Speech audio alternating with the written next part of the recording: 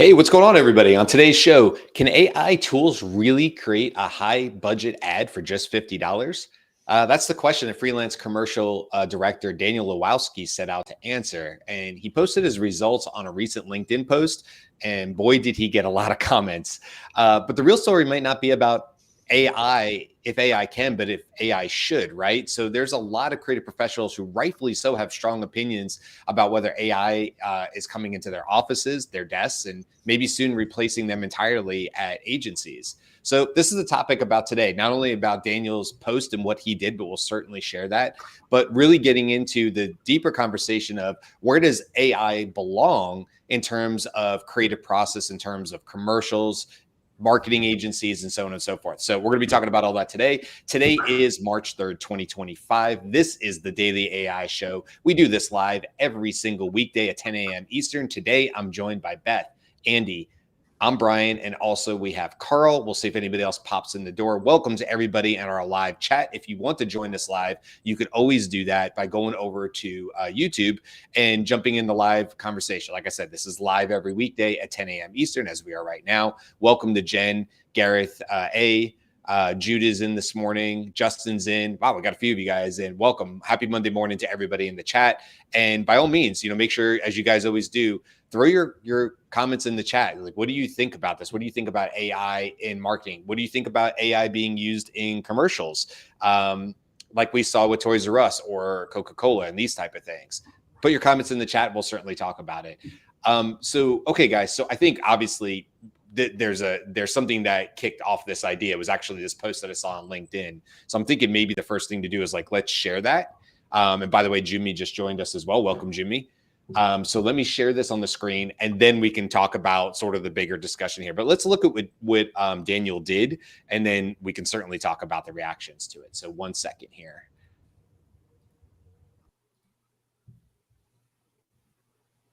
Okay, I have it up on screen. There it is. Okay, so this is going to be kind of small. So let me see if I can zoom in a bit here, just to help us out for anybody that wants to try to read along. But it's okay if you don't. If you just listen to us on Spotify or any of the podcast episodes and you don't have video, it's totally okay. I won't read all of it, but basically Daniel said, this is from 3 days ago on LinkedIn, I recreated a big budget commercial for $50 with the help of Gen AI. I feel like those YouTubers who create amazing photos with their phones, or like movie fans who reenact their favorite scenes in their backyard. But I did all of this on my MacBook Air with some AI tools for which I paid around $50 in total. It's crazy what's possible now. That said, as a longtime commercial director, I have to point out that the recreation, which is copying, is something totally different from creation. Great minds have put a lot of passion and thought into this, and he goes on to talk about the people. Now, I will say this. He edited his because he did get some comments that were saying, hey, you didn't give what is it? It's not citation, but that's not what I want to say. But anyway, he wasn't giving credit where credit was due to people who were maybe the creative team behind the original commercial. And also you can hear in his comments that he said, which he said from the beginning, this is copying, because a lot of people pointed out that, sure, you can recreate something, but but is that really the same thing? So now I have up on the screen here, I don't know if there was, yeah, I guess there was sound. We'll just watch a little bit of this.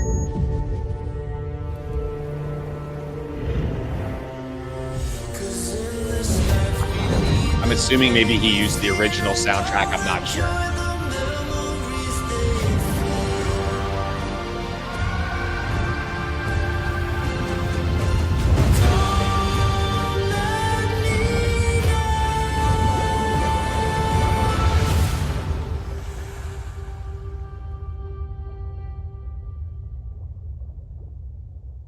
Okay, so if you didn't see it and you're not watching us, you're just listening to us, let me give you a quick explanation. It's a very artistic video, very well shot, the original. It's for Wick, which is the breath mint, right? Isn't that what that company is?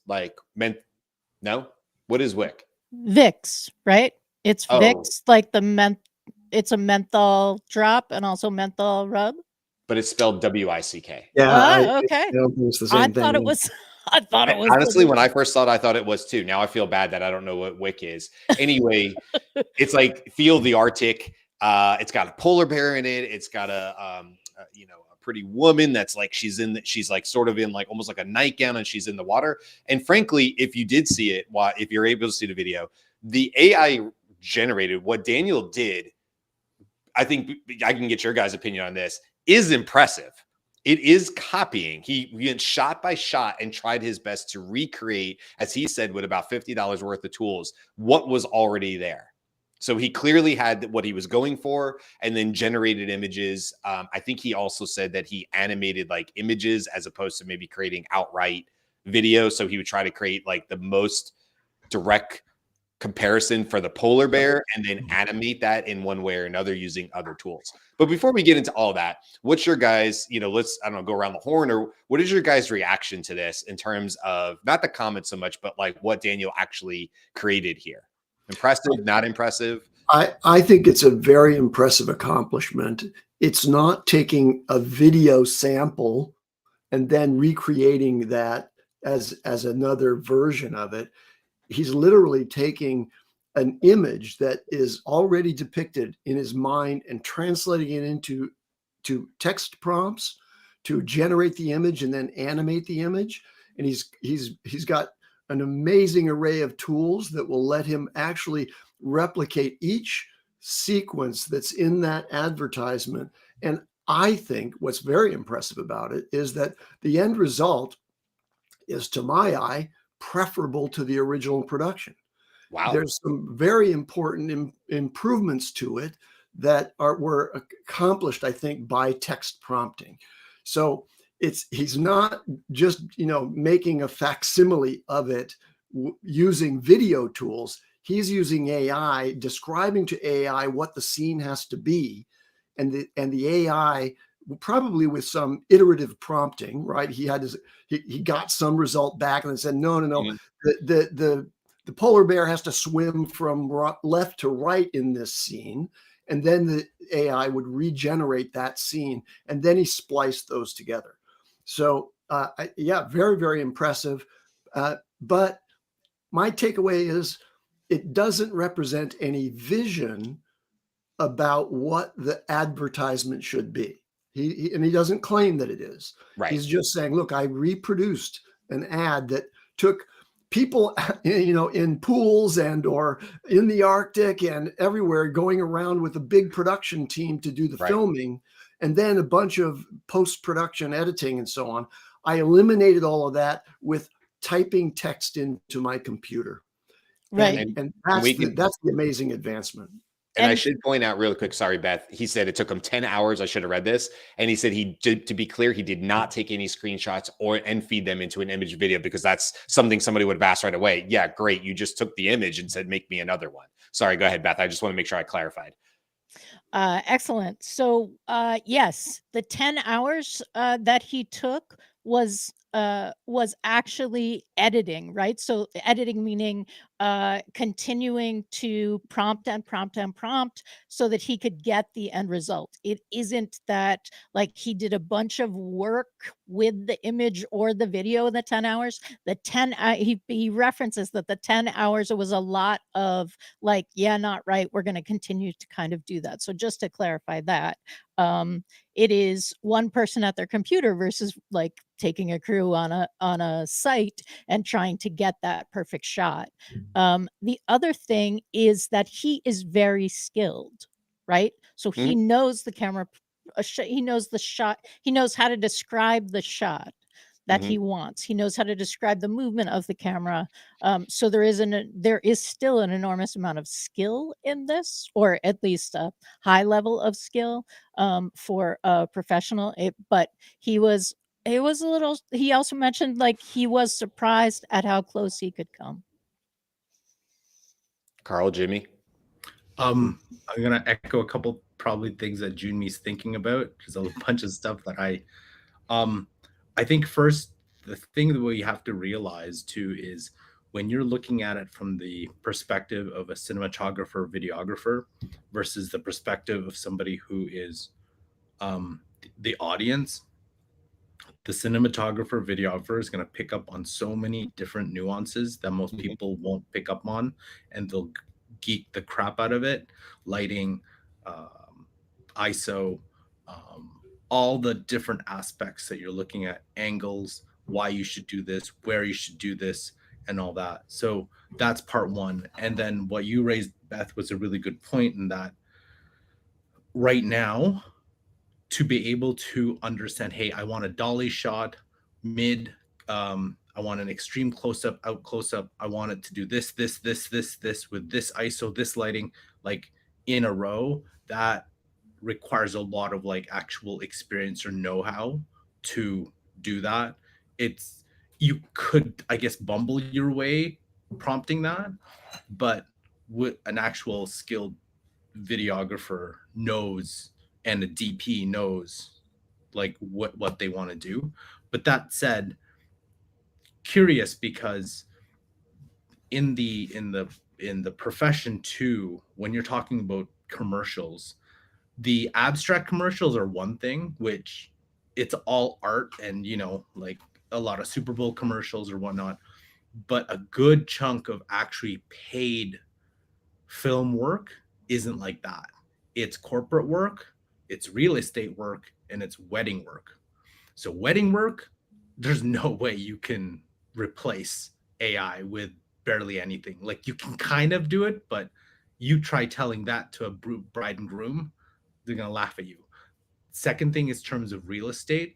That's the one that potentially you could, but still it's very hard to prompt a house and to actually do the drone shot, the inside shot, and like those kind of things. Then the corporate work is really just, you know, a lot of that is very boring interviews with stock shots or shots of people working, and then maybe a screen capture of the product if they have a product, or if it's just interviews talking about random things. That's like a good chunk of like film work. And I'm still trying to think how you could potentially replace that with AI. You can augment the processes around that, but the actual filming of that is still very difficult. For the abstract stuff though, like that, maybe the Coca-Cola stuff, you kind of can, but then you start running up into the holding consistency is very, very hard, right? Because if I want a subject and I want a wide shot, I want an extreme close-up, I want a dolly shot, I want an orbit shot, very, very hard for AI to maintain the consistency of the subject exactly as is in scene after scene after scene after scene after scene. That then it starts moving in from commercial to movie as well. Jyunmi, before you get into yours, I want a couple clarifications here. One, I know for sure that the entire polar bear is CG, and I know that because somebody put that as part of their portfolio, that they worked on the commercial, and it's photorealistic and it's CG. Whether that makes a difference or not in our conversation, I just want that to be known. Two, it is VIX, but as you know, with German, V and W has a V sound, so it's just that it's a different part of the world, WICK, but it's probably still pronounced Vic. At least in German it is probably. And so when you go to the websites, if you go to the website for this and you go choose your country, as soon as I choose Great Britain, it switches and shows VIX. And it was part of a 2023 campaign. So this is not a commercial that was made last week and Daniel worked with. It's from about 2 years old, and it's part of a campaign called Feel the Arctic Air. So just wanted to throw that out there. I think there might also be a tie-in with protecting polar bears. I think that was also part of this and their campaign, but that's probably outside the scope of today's conversation. I just want to kind of throw those in there, Jyunmi, because, hey, I mean, do we care? I guess the point is, Jyunmi, like, and answer how you're going to answer, but like, did we care that the polar bear was CG? And if we don't care if the polar bear is CG or the girl was filmed in a pool with green screen and then edited to make look like she was in the Arctic, because they probably didn't put a barely clothed woman in Arctic water for the commercial. There's probably some adjustments made there, right, to, you know, trick the eye. Then where's the line for AI being part of this? Because we're already saying like, oh, this is the original was such a good commercial. Yeah, the polar bear doesn't exist. The woman was probably in a warm 85-degree pool. We still like the commercial. And then somebody recreates and it does it in AI and everybody goes, whoa, what do you, there's like this viral reaction to it. Like, I'm curious, Jimmy, like you're creative yourself, just like Beth. Karl, you created a lot of stuff. Like, where do you see the line here? Okay. So I'll bookend everything for my thoughts. Number one, whether I was impressed or not, I was impressed with his ability to do the matching, right? So he, like everyone is saying, he's taken his expertise and is able to recreate shot for shot. That I think reaches a milestone for expressing where AI technology is. So I'm on board with that. Two, exactly what Karl was saying and Beth was saying was taking that expertise and being able to translate it into the language that the AI would best understand. And I think that's a key point to understand too. So I would love to see if there's follow-up posts where he describes the prompts that he ended up with and the process to get there, and having that 10 hours to go from 0 to 1 on that. I think there's an opportunity to learn from the particular tools that he was using how best to communicate. And I think Karl talked about that language, right? Using that expertise, talking about the shots and the focal length and depth of field, and knowing all of these terminologies that AI or LLM tool understands well enough to then translate. And I think if we see that background information, we can see if that gap has shortened, because that's a lot of what prompting right now is for any generative AI tool, is being able to ask it the right thing to get the thing that you want out, right? Mm-hmm. So if we can see how shortened the gap is in that natural language processing, I think that'll probably be really impressive to me from that aspect. So you're saying that you want to be, just so to be clear, I'm trying so I understand. You're saying you want to know what Daniel did, and that helps you determine how, I don't want to put words, but like impressed, or I'm trying to understand what you're saying. Like, you want to know the background process because that would, for you, determine how impressed or not impressed you are with his output. Is that right? Yes, the process itself, and impressive in how far AI has come from that side of the coin. Right. Okay. The visual elements, the actual generative output, we've seen very high quality photorealistic output, people just playing around or putting in their own prompts and things like that and getting that photorealistic quality of the output.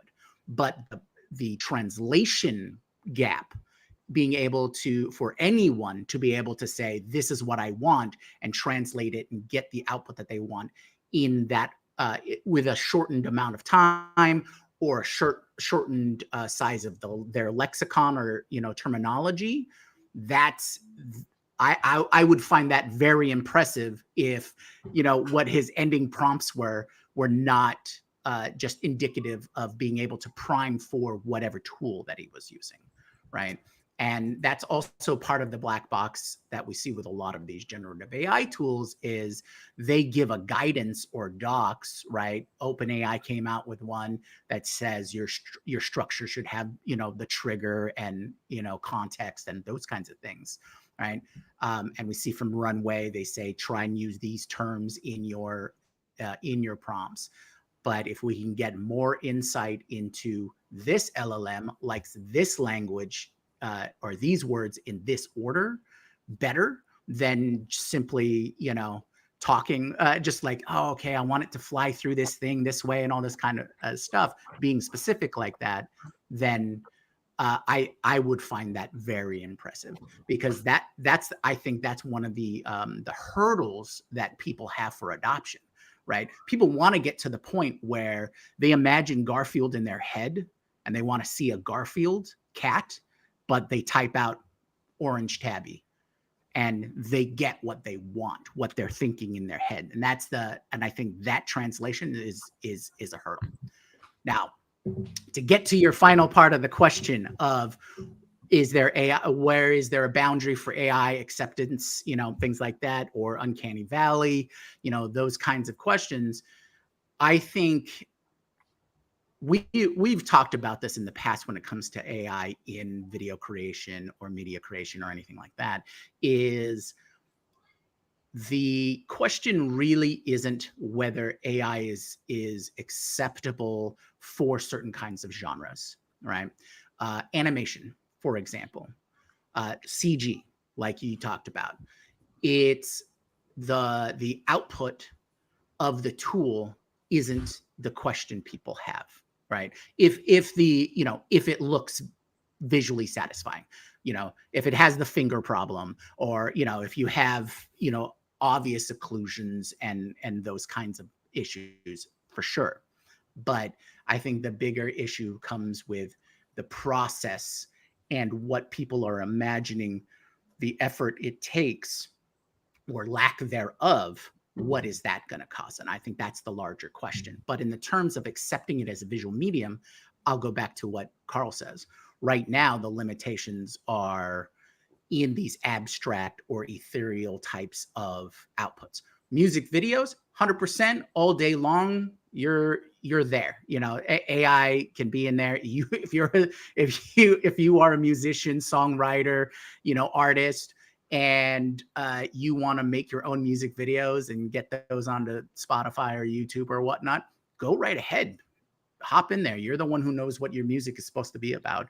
Go ahead and create those music video, type or genre of videos. Again, we're not in the consistency, replicatable, minute adjustment section, though we are getting a lot closer.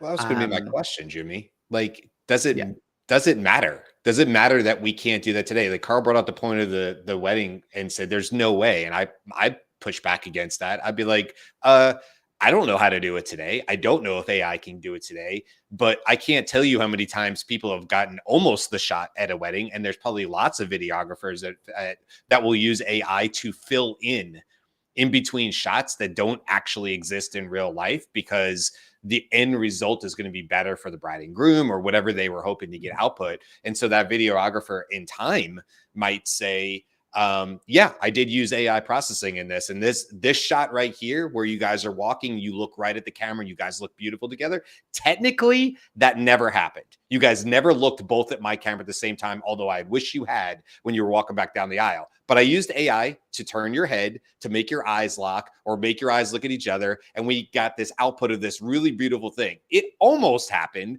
99% of it was kind of there. I just kind of moved some pieces and parts together to get a better result to it.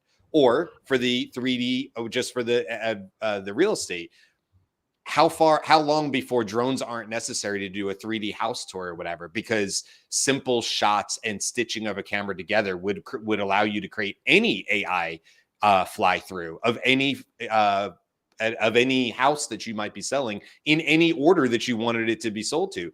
I don't know if this is today, but like, is that really what the conversation is about today? Because like, we know this will be possible. I think the conversation today is it's always about what is important out of whatever that output is, right? Narratively, if it is a story, then I think it's less important about the realism and the process in which you did it.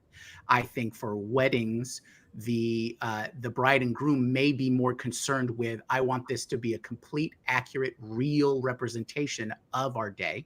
Or maybe they want a fantastical representation. Real estate, if I was buying a house based upon a walkthrough of the house, or I wanted to take a look at the house as a walkthrough of the house, I want it to be that house. I don't want it to be a rendering of that house, right? So, but again, these are all just situational kinds of things. I think the real question right now, when people have any pushback on whether AI is important in a commercial or whatnot, it's really a question of, oh, he did this with $50 in 10 hours by himself on his computer. So what does that mean for everybody that went into making the original? What does that mean? Do we not need them anymore? Is that the real question? Are they not needed? Right. I think that's where more of the existential analysis comes from, is it going to replace it? And that might be the case. Now, in terms of democratizing the content creation, that's a great idea. Sorry, Andy, go ahead. No, go ahead and finish your thought, Jyunmi. Okay, I'm jumping in. No, I did, please. I think this does change the overhead required to come up with creative ideas. And it also simplifies the testing of advertisement. And so I think it is a net benefit to the whole production process for advertising that is a form of persuasion. So now imagine that, in the storyboarding process, which is always for an ad agency, the beginning of the process, right? Here's the idea. It's just in sort of sketches in a sequence of the shots that we intend. Now, instead of doing that, you produce the entire commercial in a few hours. And then you produce 3 other variations of it, or 5 other ideas. And then you present those to an audience, and you actually have them with the clickers, right? Where they indicate when there's an emotional reaction that they're achieving in response to that image. And now you come up with the final winner of that sort of bake-off process for the advertising concept. That's the vision of what this advertisement will be and how persuasive it will be. And you've already tested it.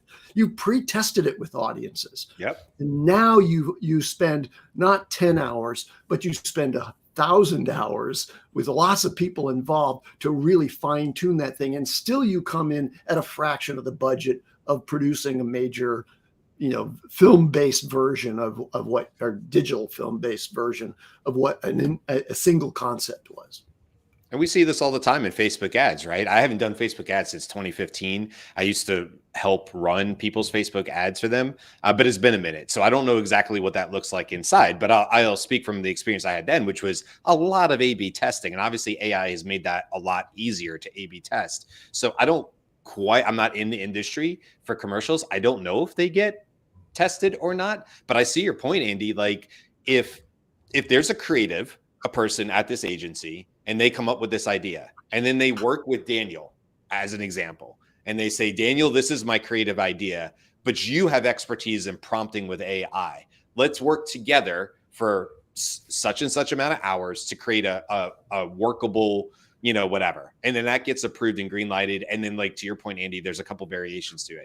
And now they decide that they're going to test this in small markets in Kansas City, LA, blah, blah, blah, blah, blah, blah. And it really almost sounds to me like a Facebook ad type situation where you're sort of, like you said, battle testing them and figuring out where there's feedback to it or whatever, to ultimately decide where you're going to put your money to do the full edited version. But I agree. I mean, somebody pointed out that he's like, why would you say this only costs $50? What about your hourly rate? And Daniel says here, this is an experiment for myself for research, no client work, no creation.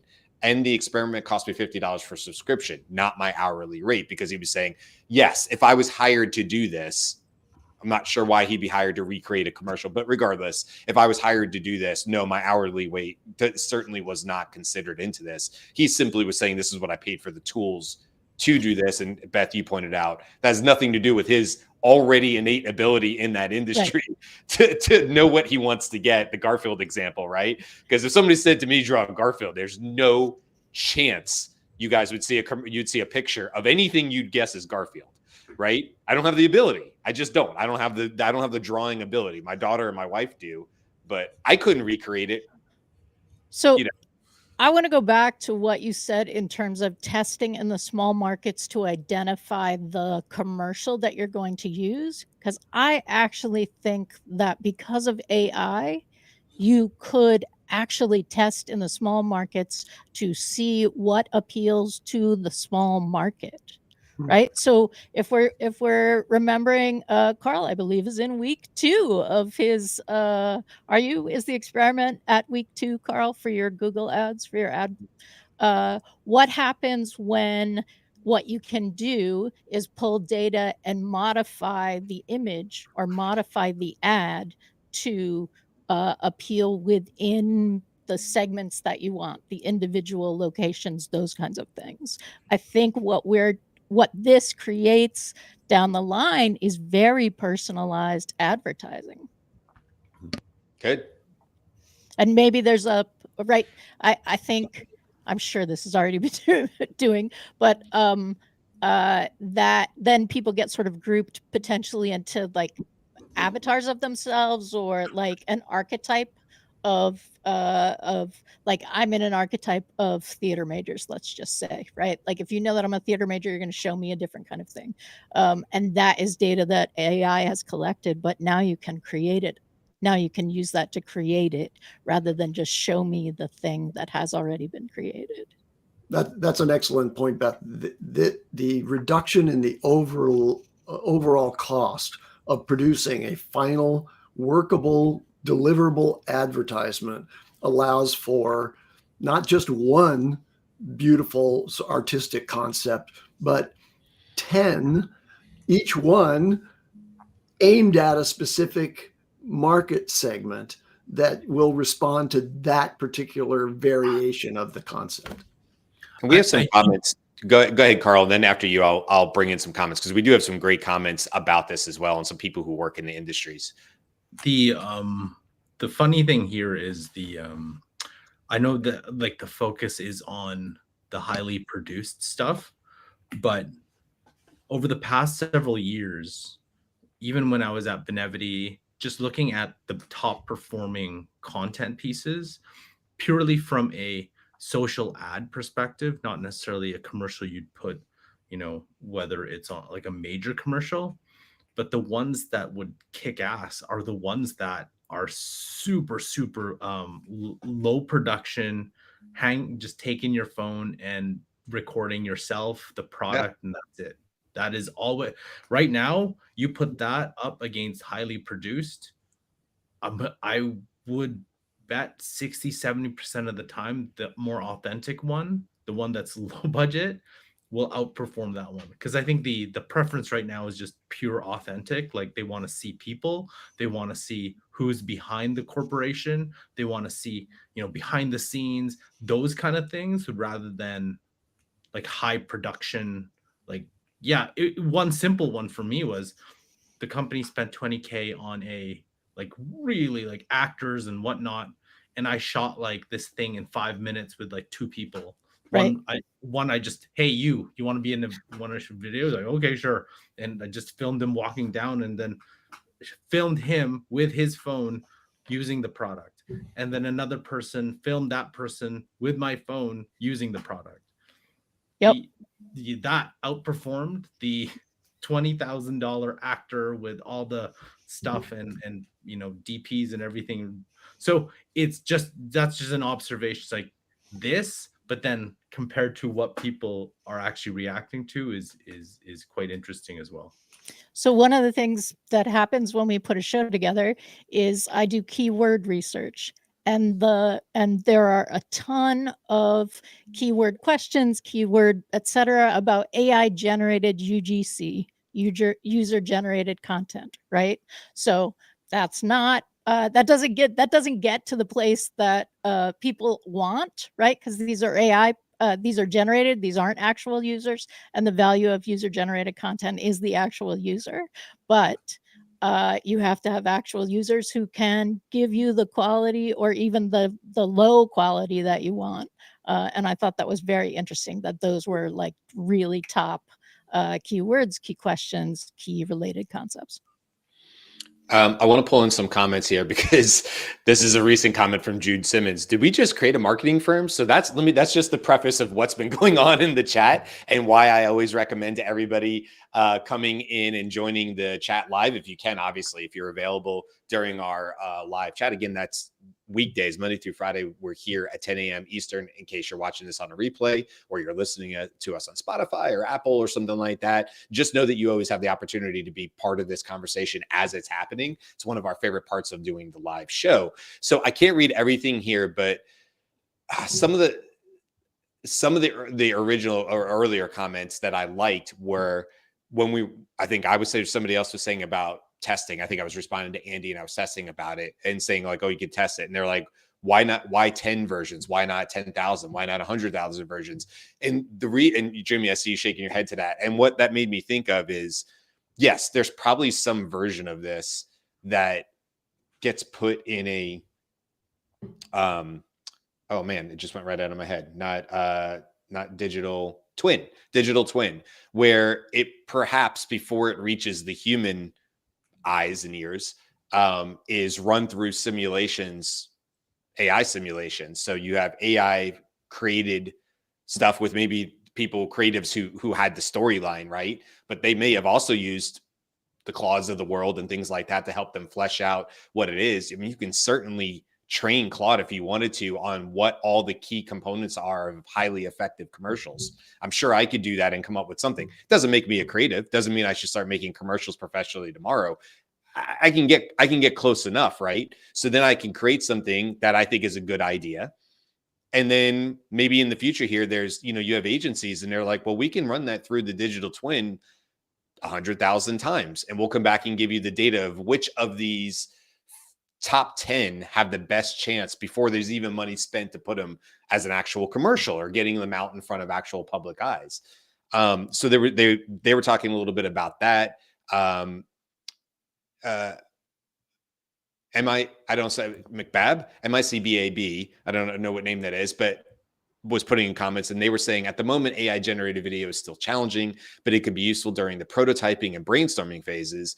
Hiring an external agency to create a few prototypes of advertising can be very expensive. Yeah, I would imagine so. And that's something we're going to see come down over time, right? We can see that probably being less of a prohibitive cost for companies. Gareth was talking about, he was responding to Justin, say like he does do, I think it was art and stuff in there as well. And they were talking back and forth, Justin and Greg and Gareth and Joel and McBab were all talking about different ways that you could go about it and their experiences with AI generated, commercials or content. They were talking about seeing an AI billboard and not necessarily being bad. What do you guys think is like when people see this with Daniel? Obviously, people had, there's 200 and something comments on this, which isn't like the most viral post I've ever seen or anything, but 241 comments on this from a range of people with a range of backgrounds, from 3D artists were on here, people in all sorts of different areas were commenting, both positive and negative, to what Daniel initially did. And he, to his credit, responded to lots of people and gave his reasonings for why he did it and stuff like that. But in this particular case, he's recreating something where there might be the uncanny valley of like, oh, does she, not the polar bear maybe as much, but like, oh, does that woman actually, is she moving the way a human would? Is her flow, is like, is it throwing me off with this commercial? But like, I think you kind of pointed out, Karl, like, okay, that's AI in something that's supposed to be photorealistic. And we're supposed to look at this, perhaps, let's say Vic used this, or Vic's used this AI generated instead. And we went, it doesn't look very real. And I'm kind of thrown off by that or whatever. But now take a Red Bull commercial. They're animated characters. Red Bull gives you wings. They've been around for a decade or more at this point. And they're just literally, they look like hand drawn. If the company feels like that style promotes them, gets the point across, increases sales, are we really going to see big budget companies like Coca-Cola? Are they going to care as much that this was the process that always happened in the past and this is the way it was, so we should continue to do that? Or are they going to be profit driven and they're going to say, we love our creative people, we love our in-house, and we love the agencies we work with. However, back to your original point, Andy, like, there's no denying that this is going to give us the result we want as a company, since we're paying, and we now think we can do it for 10x less than what we were previously doing that. Are we expecting the Coca-Colas of the world to just not do that? Or is it going to be an individual? I don't know. I just feel like this is like, it's kind of inevitable. And I understand the backlash, but I only think it's backlash when people are trying to pass it off as humans or something that should have been a human but wasn't. But once it gets into any of the other areas, I go, isn't that kind of animation? Isn't that kind of CG graphics? Isn't that kind of the same thing we're talking about? One thing I want to point to is once something becomes super easy, right? There's I don't know, Jimmy, if you remember, if any of you remember, there's a style that went around in the mid 2010s. It was cinematic B-roll. Like quite a lot of artists and videographers were using cinematic B-roll, and to the point where everything became cinematic B-roll. And there was kind of a backlash towards that because it's like, hey, there was a term, it's like the Daniel Schiffer style, because essentially Daniel Schiffer and a couple of them, they started that with a lot of fast transitions, especially the crazy transitions from one scene to the next. Like, and some people are still doing it today, but I feel like if you have an abundance of one, it's usually the company that does, you zig when everybody zags kind of deal. So it's like if everybody's starting to use AI for everything, then I've always a couple years ago I made the points like, hey, anything that showcases human connection and human experience will be at a premium, because it becomes so easy to create stuff with AI. Yeah. And as the easier it gets, you'll get a flood of it. We're already seeing it, right? Posts, content, faceless AI videos, like all that stuff is there.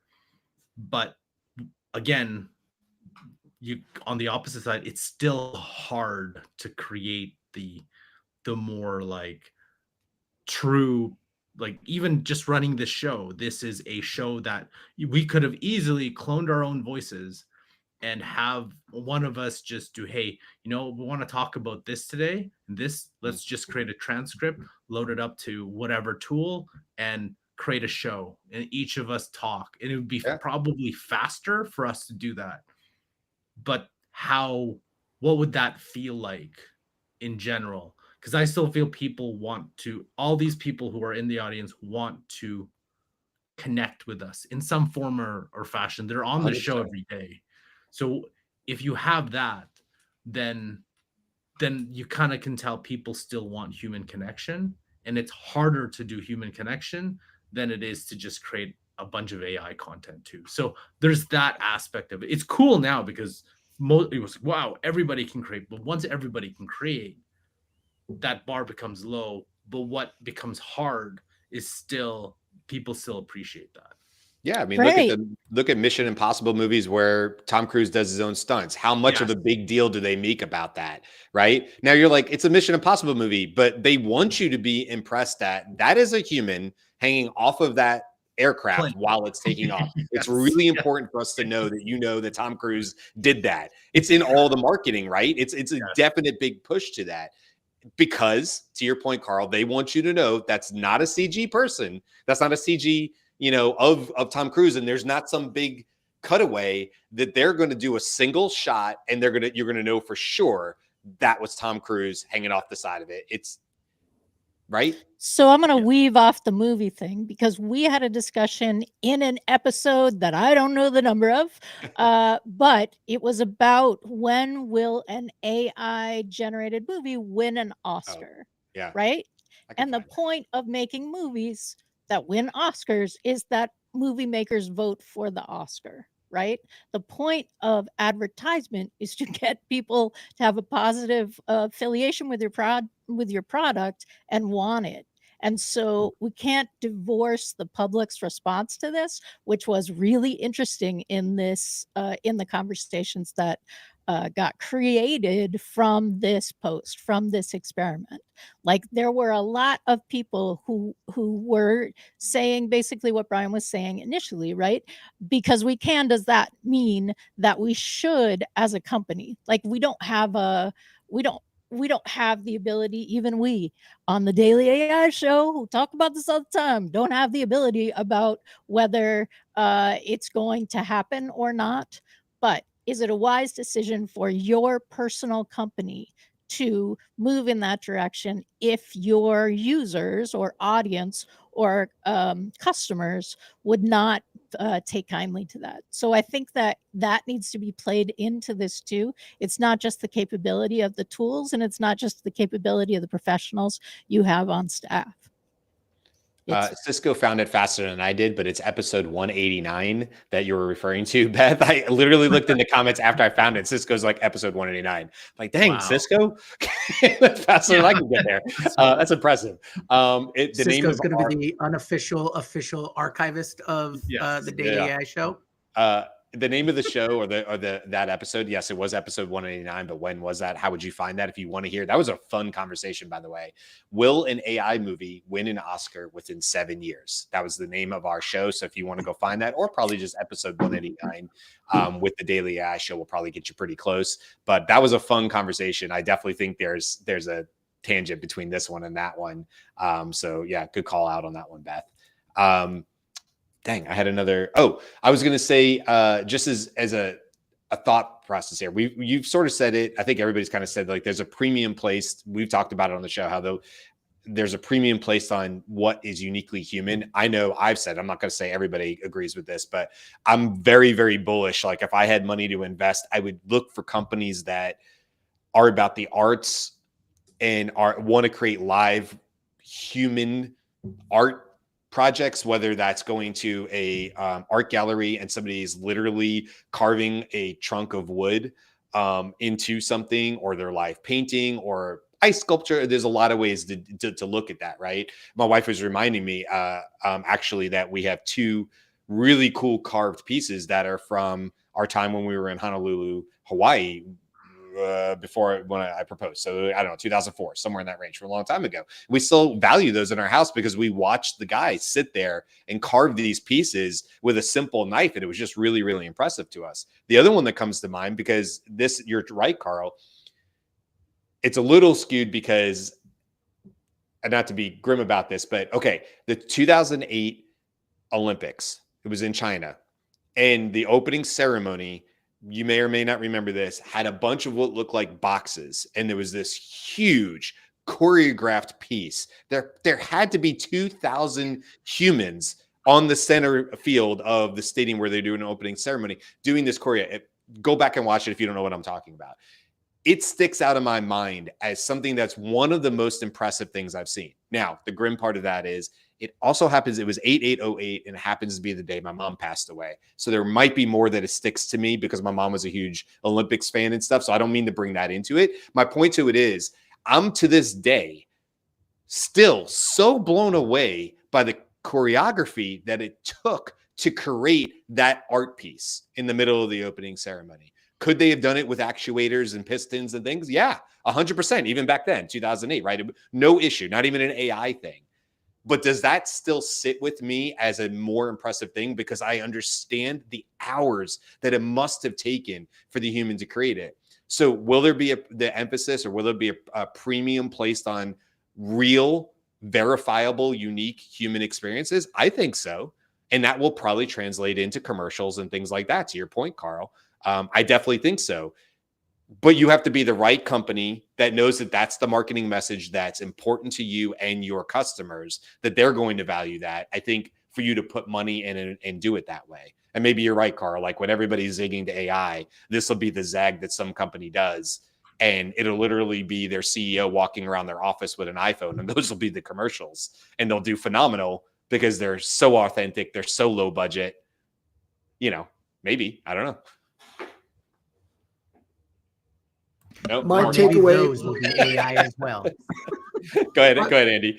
My big takeaway on this is that this is the progression of digital sampling in music. And Beth included one of the comments from the original post that really resonated with me.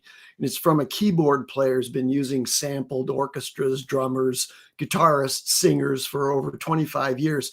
And he's a little perplexed about why this doesn't just, show the same progression towards the enablement of an individual composer to create an orchestral piece, to arrange something using digital sampling in a way that allows them to produce this without the cost of a whole, studio of musicians in order to deliver it. So similarly, in video now, a single person sitting at a computer can produce a video that is faithfully like what it would cost hundreds of thousands of dollars to produce just a few years ago.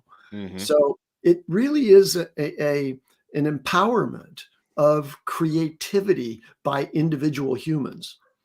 And that, I think, is progressive. I think that that's a really good thing. Any other last thoughts? Jyunmi, anybody? Was another comment that I saw, and it was from Dipankar Maucere. Yes. Sorry, I am trying. Basically, they shouted it all in caps. The vision of AI replaces the camera, not the people behind it. Right. So just like having a camera in your pocket all day does not make everyone a photographer. Like the skills of being a photographer are still really clear. It does lower the bar for people to be able to increase their photographic vision and skill. This is similar to that. This is that replacement. Yeah, and I mean, I don't care if Daniel gave me all the tools he used and told me the workflow. Unless he showed me his prompts, I don't think there's any chance that I could recreate anything close to what Daniel did. So there's real talent there, obviously. And there is real value in our own time, right? It isn't that Karl isn't capable of taking out the recycling. It's that he values the convenience of having something else do it, right? Yes. And that is sort of a decision process, I think, that people will make in this context as well. I mean, if somebody hasn't started their and on that note, tune in for tomorrow's show where we'll discuss if Karl will finally get his recycler robot. Oh, that's right. Tomorrow's our recycling show. Recycling robot show. That's what you just said it. You said it. Listen in the comments. I know it's 10 a.m. on the East Coast, but it's got to be 5 p.m., 5 o'clock somewhere. If somebody has not started a drinking game for how many times we talk about AI robot recycling, y'all are missing out because it's in the comments and everything else. Somebody somewhere in the world should be having fun with this. That's all I know. It's 5 o'clock somewhere, whatever plus 12 or whatever it is. That 7 hours is from here, from the East Coast. Okay, well, listen, we're going to wrap this one up. We do have a really good show coming up tomorrow. Jen said was giving us props for a great Monday show. What a killer show for Monday. Damn, y'all. Thanks, Jen. Appreciate the comment. Yeah, I mean, look, we hope they're all this good. Honestly, it's what we're shooting for. But you will know for the near future, it is always going to be our human thoughts and conversation on it. And hopefully that's what keeps you coming back over and over again. Like and subscribe as always. We appreciate you. You can go check out our free newsletter if you like by going to thedailyashow.com. The last one went out yesterday. And it's always a good bit of extra AI information above and beyond what we're doing here. And as Jyunmi said, tomorrow, AI robots are getting smarter. Are we ready? That's the topic for tomorrow. This is a show that we've been wanting to do for a while now, so we're all ready for it. I think it's going to be a really, really fun conversation. Come back tomorrow for sure. Wednesday for the news, and the rest of the week for more fun AI discussions. So that's it for today, guys. Thanks for all the conversation in the chat. Thanks to everybody on the discussion panel here, and we will see you guys again tomorrow. Until then. Aloha.